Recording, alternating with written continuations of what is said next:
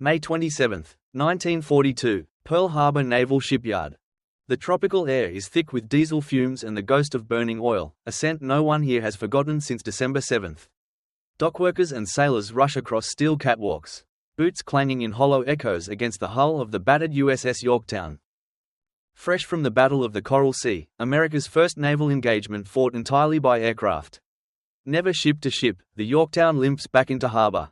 Her cranes are sagging, her flight deck warped, seams split wide, streaked black from explosions. Auxiliary power grinds weakly, cannon mounts hang half destroyed. A gash roughly 23 feet long still yawns across her hull where a 500-pound Japanese bomb punched through her decks. Captain Elliot Buckmaster, her commanding officer, steps off the gangway, shoulders square under the weight of what his ship has endured. His men follow behind, deep-eyed and salt-stained, their thoughts somewhere between relief and dread. Chief Mechanic Harold Green, a civilian with grease-covered hands and a lifetime spent tending the guts of engines and boilers, is already waiting at the pier. Wrench hooked in his belt like a sidearm. Green is in his 40s but looks older. Deep creases etch his face from years in the shipyards. He eyes the damage the way a doctor sizes up a patient, grave concern under a steady jaw. Behind him, scores of pipe fitters and welders look just as grim. Everyone has heard what naval engineers estimate, 90 days to return the Yorktown to fighting shape. But the war doesn't care about estimates. Atop the dock, silent and stern, Fleet Admiral Chester W. Nimitz addresses Buckmaster with the clipped urgency of a man who wishes time bent to his command. She has to be ready, in 72 hours. Buckmaster's jaw sets. Green probably mutters a curse. 72 hours. 3 days to perform 3 months' worth of repairs. As the tropical sun begins to sink behind Oahu's mountains, the first torches fire up. Sparks bloom and cascade like magnesium rain into the dark waters below. Welders in leather aprons scale the side of the carrier. Riveters hammer like beating war drums. Carpenters wheel in raw timber. Oilers haul hoses across the deck slick with hydraulic fluid. In the engine rooms, deep beneath the thick steel plating, Harold Green and his crew descend into the labyrinthine guts of the Yorktown. He taps a boiler valve and feels the vibrations thrumming under the surface. Damaged feed lines, cracked injection pipes, the delicate balance of power and steam all in chaos. The ship moans as though something alive. Wounded. He wipes sweat from his forehead with an oily rag. "We're gonna have to bring her back from the dead," he says quietly, then louder, to his team, "Gentlemen, grab your torches. We ain't waiting for no one." Above them, the carrier's flight deck is a hive of furious movement. Damaged arresting cables clatter against their drums. Entire panels are hoisted by cranes. Slotted in place. Bolted down. Aviation machinists from squadrons still licking their own wounds from Coral Sea beg for parts. Bringing crumpled reports on scorched Hellcats and dive bombers. Every component, from armor to propeller shafts, runs through a bottleneck of critical decisions made in minutes. For hour after hour, the shipyard blazes like an industrial inferno. Workers carve out 12-hour shifts. Then 14. Torch handles burn their hands despite fireproof gloves. Sleeves scorch from flying slag. Green, dirt smudged across his silvering beard, crawls along a tight access tunnel. Feeling for fractures invisible to the eye. He knows, down to each bolt and belt, that they're piecing together more than metal. This isn't just any ship. This is one of America's last operational fleet carriers, and intelligence reports indicate that the Japanese Imperial Navy is on the move. Somewhere to the northwest, Admiral Isoroku Yamamoto is gathering his armada. At its spear lies the Kido Butai, the most powerful carrier battle group ever assembled. The Yorktown must be ready, because the next battles will decide the fate of the Pacific. Night falls over Pearl Harbor, but the glow doesn't fade. Instead, it pulses brighter as sparks from welding torches and rivet guns light up the yard, thousands of stars flickering in the darkness. One for every person wrestling time and steel on the USS Yorktown. May 28, 1942, 0300 hours. The docks are alive. Men move like shadows in the heat of white-hot metal. The clang of steel, the hum of generators, the shriek of cutting torches. This is war fought not in the roar of battle, but in the grind of labor. A Navy intelligence officer rushes into the command tent and spreads a chart over the table before Admiral Nimitz. Reports confirm it. "Sir, Japanese forces are moving toward Midway. They are bringing 4 carriers." Nimitz leans over the map. Eyes narrowed. The Japanese strike force, with the Akagi, Kaga, Soryu, and Hiryu, outguns the U.S. fleet 3-1. If the enemy seizes Midway, a vital way station, they'll threaten Hawaii next. Nimitz speaks quietly, but every syllable crackles with urgency. If the Yorktown doesn't sail by the morning of the 30th, she won't be there in time. He turns to Rear Admiral William F. Bull Halsey, recently replaced due to illness by Admiral Frank Fletcher. Halsey stares at the blueprint of the carrier like a man watching an hourglass run out. "She'll make it, Admiral," Halsey says gruffly. "She damn well better." Below deck, Harold Green is elbow-deep in the ruptured boiler feed system, sweat stinging his eyes. He's surrounded by a dozen mechanics, each working by the harsh glare of portable lamps, casting spidery shadows through the armored compartments. The heat in the boilers reaches well over 100 degrees, but they have no choice but to work through it. Green's hands are steady despite the exhaustion. Pipes hiss nervously, steam curling like ghosts. "Careful with that cupola," he warns. "She's not forgiving today." One of his apprentices, young, freckles still cut through the grease on his face, tightens a bolt. He nearly drops his wrench from fatigue. Green grips his arm. "Listen, kid," he says, "we're fixing something history's gonna remember. Don't let go now." Above them, carpenters and metal workers are pushing the limits of engineering. Instead of cutting away the entire damaged section of the flight deck, a job that would take days, they weld thick steel plates over the mangled areas. It's a gamble, balance speed against risk. In the command post, Admiral Nimitz receives updates hour by hour. An exhausted engineer pulls off his goggles and speaks in a scratchy voice. "We've patched the hull breaches. The boilers will run. She may not be pretty, sir, but she'll fight." That's all Nimitz needs to hear. On the flight deck, aircraft handlers repaint the yellow caution lines for pilots. Repair teams steal parts from half-wrecked Wildcats and dauntless dive bombers to keep the best aircraft in fighting shape. Lieutenant Commander Clarence Wade McCluskey, future hero of Midway but still just one of many exhausted pilots waiting for what comes next, cracks his knuckles and nods at his flight team. "We'll fly this ship to hell and back if we have to," he mutters. Below the deck, Green pauses only long enough to drink from a metal canteen, resting his head against a bulkhead that's still warm from the repair welds. His shirt is soaked through, his fingers are black with soot, and the clock is ticking. He peers through the hatch toward the outside world, the ocean that Yorktown must meet again. "Come on, old girl," he says, "one more fight." The men of Yorktown know it, the Pacific hinges on 'em now. With less than 36 hours to go, Pearl Harbor's shipyard is an orchestra of pressure and perseverance. No one sleeps, they barely eat, they barely speak, the work itself is their only language. Because out there, beyond the horizon, the war is waiting. May 29, 1942, 1100 hours. The Pacific sun burns high over Oahu as Harold Green wipes the back of his hand across his forehead, leaving a smear of oil and dirt. His body aches, his eyes sting, but the whir of machinery below deck tells him everything he needs to know. The Yorktown's heart is beating again. He stands shoulder to shoulder with his crew inside the engine room, where steam pipes hiss and valves groan under new pressure. A mechanic checks a panel gauge, and when the needle trembles into the green, a murmur of relief runs through the men. "She's alive," mutters Green, tapping the pressure gauge with a grim smile. "Now let's make sure she can breathe." Up top, the flight deck is a controlled chaos of last-minute logistics. Aviation mechanics bolt down refurbished propellers. Armorers load torpedoes and 500-pound bombs on rolling carts under the watchful eye of ordnance officers. Pilots, still in their flight leathers, do final instrument checks in cockpits that still smell like burnt oil. The repairs aren't perfect, far from it.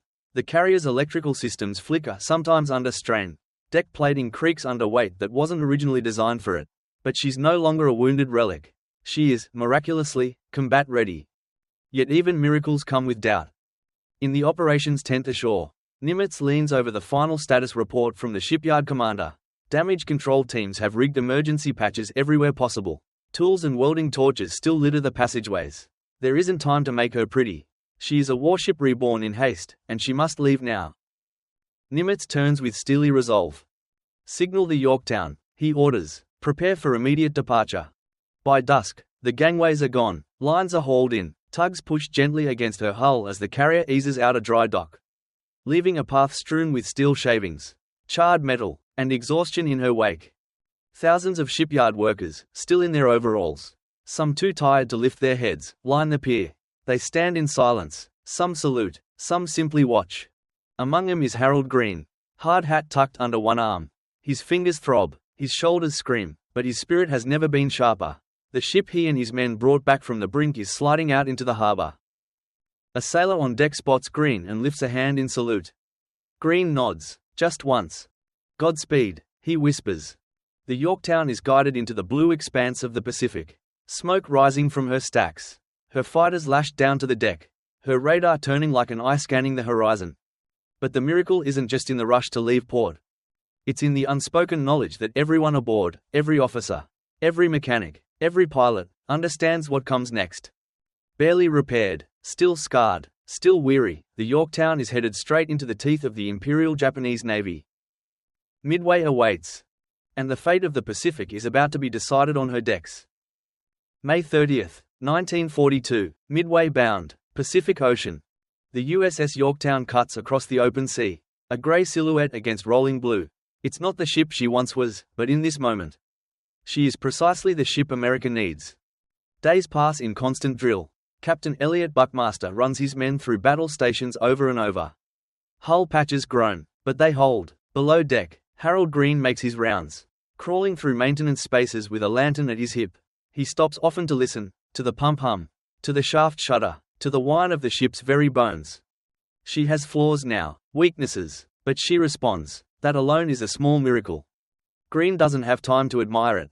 He checks boiler pressures, inspects cables, tightens bolts with bruised fingers. Each sound echoes louder here in the quiet moments between drills. But there's no escaping the storm ahead, the looming confrontation with the Japanese. Every man on board feels it. It's not spoken, but it's there, unshakable. Above deck, pilots sit in metal chairs, eating hastily salted rations while staring out at nothing. Wade McCluskey paces the ready room in silence. Running through imaginary bombing runs in his head. He's not thinking about the Yorktown's fragile condition or the cobbled repairs. He's thinking about the mission, the one they haven't been fully briefed on yet. But no is coming. They'll soon receive their orders: take to the skies, hunt the Imperial carriers, and destroy them, or die trying. Deep in the Pacific, on a parallel vector, Vice Admiral Chuichi Nagumo's strike force steams onward, unaware that the US Navy is preparing a deadly ambush. The Japanese are confident, having forced American forces on the defensive since Pearl Harbor. They are not expecting the wounded Yorktown to reappear from the shadows of the Pacific. But before any bombs can drop, one truth remains: if the Yorktown had failed to leave Pearl Harbor, if her engines had been just an inch too damaged, if her decks still bore fractures, if the fires of industry had flickered just once, this battle, this pivotal moment in history, might have belonged to the Empire of Japan. And so the men aboard cling to silent resolve. They are part of something larger than themselves, a machine of war rebuilt in a flame of desperation, in 72 frantic hours. June 3, 1942.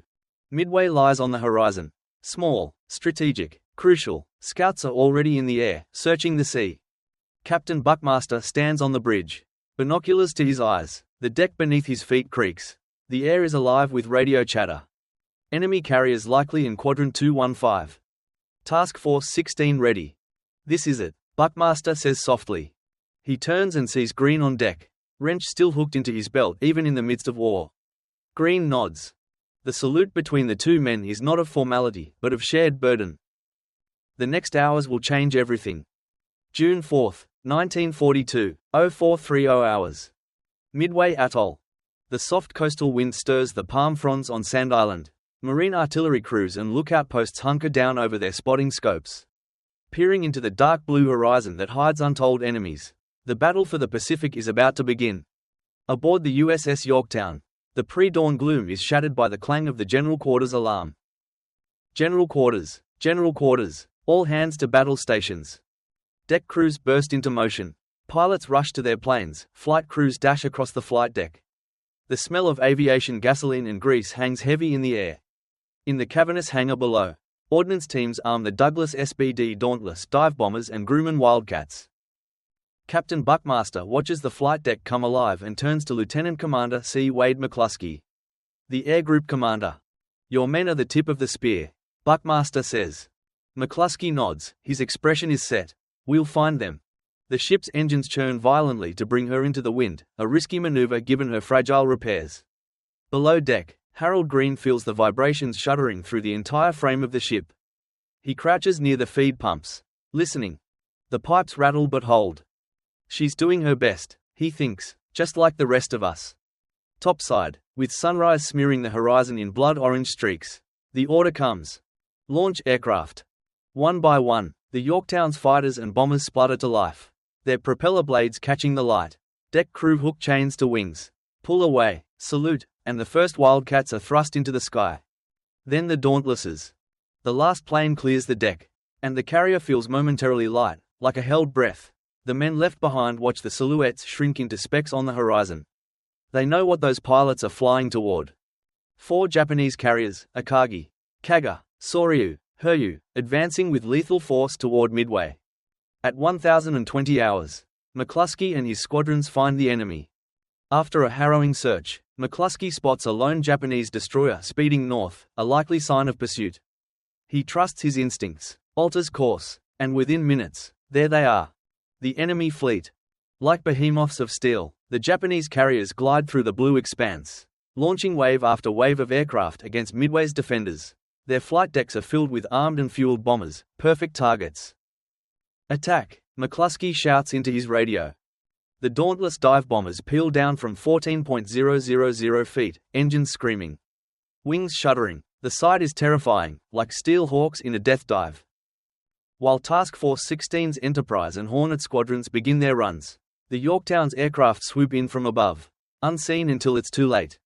Bomb bay doors open, bombs fall. 500-pounders crash into the flight deck of the Soryu, detonating fuel lines and ammunition stores. Flames erupt like a volcanic scream. The Kaga is next, engulfed in fire within seconds. In minutes, 2 of Japan's primary attack carriers are fatally wounded. On board the Yorktown, cheers erupt in the ready rooms. But war has no patience for celebration. High above, a fresh Japanese strike group, some returning from Midway, some redirected with haste, finds the Yorktown. They sweep down through the cloud cover, eager for vengeance. The first wave of dive bombers pierces the sky. Harold Green is still in the engine room when the Yorktown takes her first hit. The carrier shudders violently, lights flicker, pipes burst, scalding steam hisses wildly into tight spaces. Another explosion, nearer, deafening. Green is thrown against a bulkhead. He scrambles to his knees, barking orders. Shut that valve, keep the boilers online. Above deck, one of the bombs blasts through the flight deck and detonates in the upper hangar. Captain Buckmaster grips the bridge railing. She's listing, he says through clenched teeth. Damage control races against time. Fires roar, pumps fight flooding. But still, the Yorktown answers her helm. Her engines run. For now. She may not survive the day, but she's already turned the tide. June 4, 1942, 1230 hours. Inside the heart of the Yorktown, the world has become a furnace of steel and flame. Shrapnel from the first bomb blast ripped through bulkheads and machinery like jagged teeth. Now, the engine room is a spitting cauldron of steam and smoke. Alarm bells wail, warning klaxons flash red. Harold Green coughs, waving off the billowing haze. His voice is raw. Contain the leak, we lose pressure and she's done. 3 mechanics in dungarees wrestle with a sheared steam valve. Molten debris still falling around them. One man's sleeve catches fire. Green rips it off, shoving him toward a firefighting hose. Burns later, fight now. Another violent tremor rocks the carrier, another bomb. The deck lurches, men slam into walls, pipes snap like brittle bones. Above, Captain Buckmaster grips the bridge wheel tight as reports pour in. Engines responding erratically. Sir. Fuel tanks burning on deck 3. Fire parties overwhelmed. Buckmaster meets the eyes of Executive Officer Joseph Clark. There's no fear, only defiance. We'll play this out, he says. Up top, the ship tilts to port. Black smoke pours from her flight deck as hoses spew seawater into the gutted hangar. Yet she moves. Her engines beat on, thanks in no small part to Harold Green and his men. Down below, Green steadies himself, gripping a hot handrail as the ship stabilizes. The steam flow returns. Feedwater pumps chug back into rhythm. He checks the pressure gauge and nods to the engineer beside him. She's still got heart, he mutters. Up on deck, life continues under hellish conditions. Crewmen roll fresh hoses across smoldering metal. Medics haul the wounded to aid stations. The smell, burning fuel, scorched rubber, and death hangs in the air like a curse. Then, from high above, another scream tears through the sky, the unmistakable whistle of approaching dive bombers. The Japanese, believing the Yorktown already crippled, have turned their second wave toward her. They're fast, experienced, vengeful. Dive bombers incoming, 20 o'clock high. The carrier's anti-air batteries roar to life, 5-inch guns. 1.1-inch Chicago pianos, Bofors and Ehrlichons, all spitting fire into the heavens. Tracer rounds crisscross the sky. One bomber catches fire and spirals into the sea, a trail of smoke and debris marking its deadly descent. Another drops its load before being shredded by flak. But one more gets through. The bomb explodes starboard side, ripping a hole through the flight deck and out the hull. The shockwave tears through compartments already weakened by the earlier blast.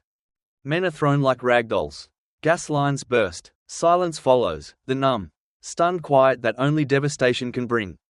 The Yorktown stops moving. On the bridge, Buckmaster feels the stillness. The ship has gone cold. He knows what it means. The engines are down. In the engine room, Green groans, gripping the deck grate as darkness creeps in around him. The control panel is a mess of blown fuses and sparking cables. One of the boilers has ruptured. He hears distant water, not the normal kind. Flooding. The chief mechanic staggers to his feet, clutching a wrench that suddenly feels heavier.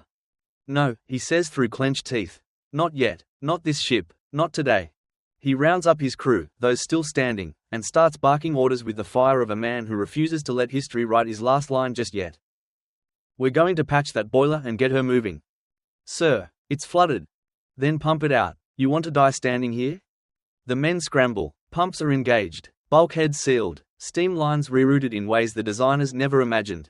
Green's hands move feverishly, decades of instinct overriding caution. Up on deck, the fires rage. The Yorktown is a battered giant, wounded, burning, but she is not broken. And she refuses to sink. June 4, 1942, 1,450 hours. The sea around the USS Yorktown has turned a sickly grey from oil and debris. Her starboard list deepens, patches of steel plating glow from the heat of burning fuel. The carrier, once proud, now looks like a drifting carcass. But she isn't dead. In the engine spaces below, Harold Green and a handful of his men fight like cornered wolves. Flames lick at the walls. Electrical arcs pop like gunshots. A ruptured watertight seal snaps shut, barely holding back the rising tide. The metallic groan echoing through the hold. Green marches through the carnage, stepping over hoses and fallen tools. He shouts orders above the roar of flame and steam. Pull the breakers. I need power to those pumps. A young sailor, face painted in soot and fear, hesitates, glancing at the sparking control panel. We could get lit up. Chief. Green steps forward, eyes burning as hot as the fires he commands. Better lit up than dead. Hit the breakers. The sailor swallows hard. He closes the circuit. For a moment, the engine room goes black. Then the pumps grind to life. Fresh seawater surges through the pipes, forcing back the flood in a 3-inch hose meant for firefighting, not saving a warship. But it works. Slowly, painfully, the ship levels out, degrees at a time. Above deck, the fires that once leapt greedily into the sky now sputter under tons of seawater and foam. Sailors, blistered and smoke-streaked, slump to the deck, coughing. Captain Buckmaster stands at his post, his uniform stained from smoke and grime. He turns to his executive officer, Joseph Clark. She's holding. Joe, she's holding. Clark looks out over the flight deck, dotted with twisted metal and craters. She's a fighting ship, sir, he replies quietly, makes her men the same. Below, in the flickering light of emergency lamps, Green finally allows his knees to bend, leaning against a steam manifold still warm to the touch. His chest heaves, his skin is red and raw from heat, his eyes sting from more than smoke. He thinks about his wife back in Iowa, about the promises he never kept to quit this dangerous work. He thinks about how the Yorktown breathed through the night in Pearl, how she seemed to want another chance. He pushes himself back up, grimacing. A ship can't write her own fate, he mutters, but maybe we can. Just as is about to speak again, the shipwide intercom crackles with urgent static. All hands, stand by. Enemy torpedoes inbound. There's a beat of silence. Then the collision alarm wails. Above deck, lookouts spot them first, a coordinated torpedo attack from Japanese aircraft of the carrier Hiryu. 2 torpedo squadrons, racing low to the waves like teeth from the sea. Port side, brace for impact. Buckmaster grips the bridge railing. He knows what this means. The Yorktown can't outrun them. She can barely make way. The first torpedo strikes amidships, starboard side. The detonation lifts the carrier like a beast struck by a titan's hammer. Water floods in, steel buckles, men tumble and clatter across the trembling deck. A second one strikes moments later. The ship shudders, Then groans, a deep, ghastly sound as water rushes in through gaping holes beneath the waterline. Below, in the engine room, Green feels the floor lurch and his heart sink with it. The pumps can't keep up now. The water is too fast. The damage is too widespread. He touches the bulkhead, one last time, as if to feel the pulse of the ship he fought so hard to save. "We did all we could," he whispers. Above, Captain Buckmaster sees the writing on the wall. He orders the words no commanding officer ever wishes to utter. "Abandon ship." The crew moves quickly but solemnly, not in panic, but in reverent clarity. Sailors carry wounded shipmates. Fire hoses are dropped. Ordnance is secured. The American flag still flutters above the torn flight deck. Harold Green braces his hands on the metal. One last look around the engine room. "She gave her all," he says. And he leaves. By sunset, the crew of the USS Yorktown floats in scattered lifeboats, watching their ship list hard starboard, her bow tilting toward the waves, her once mighty hull groaning like an old warrior taking a final bow. The ocean claims her slowly, not as a defeated vessel, but as one that gave everything, and changed history in the process. June 7, 1942, North Pacific Ocean. The waters around the sinking USS Yorktown are quiet, the chaos of the battle now replaced by the serene, aching lull of aftermath. Her stern rises unnaturally out of the sea, listing sharply. Her once proud island structure is torn and canted. The ocean has claimed her engines, her deck, and the final breath of her metal lungs. But the spirit she carried has already rippled across the world. From the few surviving life rafts and whaleboats, hundreds of sailors float in silence. Oil slicks swirl around them. Flecks of paint drift like confetti, a solemn reminder of the cost. Harold Green stains the horizon with tired eyes. He barely had time to wash the soot from his hands before the torpedoes took everything. Now, as he watches Yorktown slip beneath the waves, is struck not by sorrow, but by a hollow ache, the kind that follows an unthinkable fight. "She deserved better," he murmurs. But deep down, he knows, she delivered exactly what was needed. In the waters some 200 miles away, the wreckage of 4 Japanese carriers, Akagi, Kaga, Soryu, and Hiryu, smolders on the surface of the Pacific. Forced into a panic they never anticipated, the once invincible Kido Butai has been torn apart by the US Navy. The Battle of Midway is over. 3 days of brutal combat. 4 Japanese carriers destroyed, 1 American carrier lost. But more importantly, the tide of the Pacific War has turned. Back aboard the heavy cruiser USS Vincennes, Admiral Nimitz receives the after-action report. He stands in the radio room, reading slowly through the teletype communications. Yorktown dead in the water, crew evacuated. Hiryu confirmed sunk, last enemy carrier destroyed. Nimitz lowers the paper. His jaw tightens. He doesn't exult. He knows all too well the price paid for victory. He steps onto the deck, staring out across the yawning Pacific. "I asked for the impossible," he says quietly, almost to himself, "and we gave everything we had." In that moment, it's not the battle report or tactical maps Nimitz remembers, but the sight of men rushing across the decks at Pearl Harbor. The hammering of rivets, the fire trails of welding torches, and a shipyard full of American workers pushing the boundary of what humans can do. He thinks of Harold Green and thousands like him, who worked until their lungs burned and their bones ached. He thinks of shipwrights and machinists, of mothers and brothers on the home front. "War is fought by more than those who face the guns," he says. Harold Green is one of the last survivors to be hoisted from the sea before the Yorktown finally gives herself to the deep on June 7. As he climbs the ladder of the destroyer USS Hammond, he hears the conclave of men calling down the line. "She's gone. She fought hard." Green leans against the side rails, gasping, not from seawater, but from memory. He looks down at his hands, still flecked with paint chips from the hull, still smelling of hot metal and diesel. Physically, he's spent. Spiritually, he's never felt more alive. A passing sailor pauses when he sees Green staring wistfully toward the horizon. "That your ship?" the sailor asks. Green nods once. She was everyone's ship.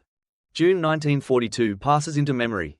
The nation mourns, but it also rejoices. The newspapers are filled with headlines. U.S. Navy strikes blow at Midway. Japanese fleet repulsed, momentum shifts. American morale soars. Japan is forced into a defensive posture for the first time. And behind every picture of smiling admirals and smiling pilots is the quiet legacy of a shipyard and its people. The USS Yorktown didn't just fight at Midway.